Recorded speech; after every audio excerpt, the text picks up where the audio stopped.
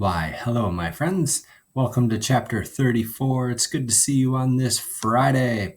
Let's see. Oh, last chapter, in chapter 33, Fiji came back but didn't tell them about what really happened with the dog. Oof. Rough chapter. Okay.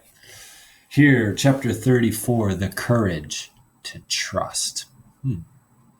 I'm asking myself as a reader, trust what? Trust who? And you have to have courage to trust. Interesting. As the day wore on, I told myself your fever was coming down, that the medicines were allowing you to sleep more deeply, that you'd be better when you woke. But that night, I couldn't pretend anymore. We couldn't deny you were worse.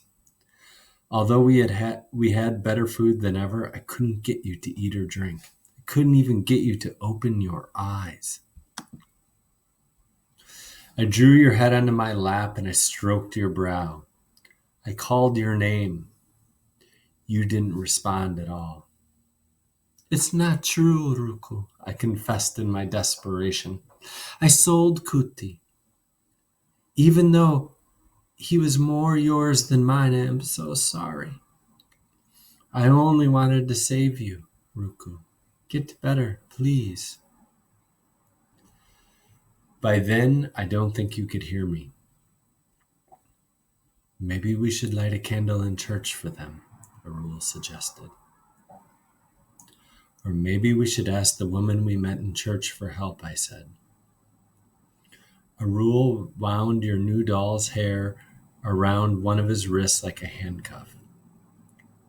I don't see any other way, Arul.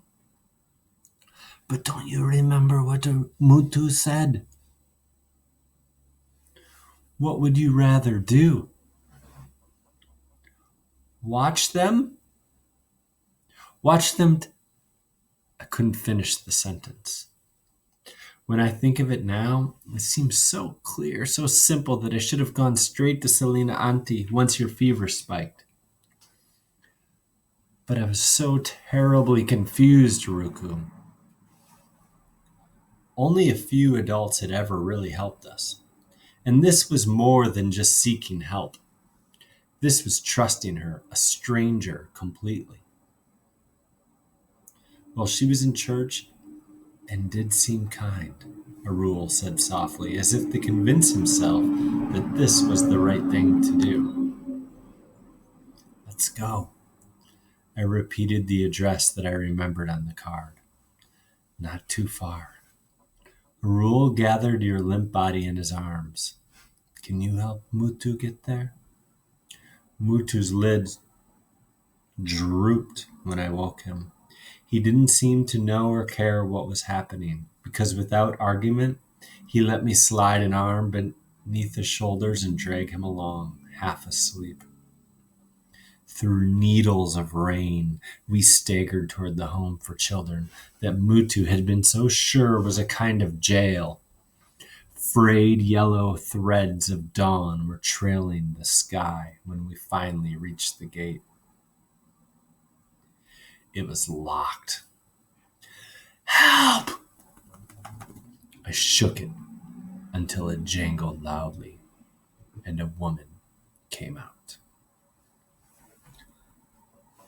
So for today's response, you're writing this one. I simply want to know, what do you think is going to happen?